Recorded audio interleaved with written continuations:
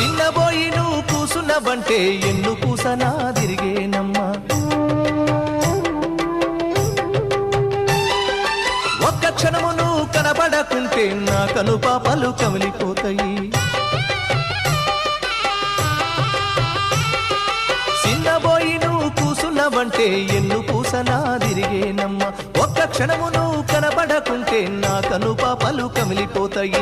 ఒక్క గడియ నువ్వు మాట్లాడకుంటే చెల్లెమ్మా నే దిక్కులేని పక్షినైతానమ్మా చెల్లెమ్మా.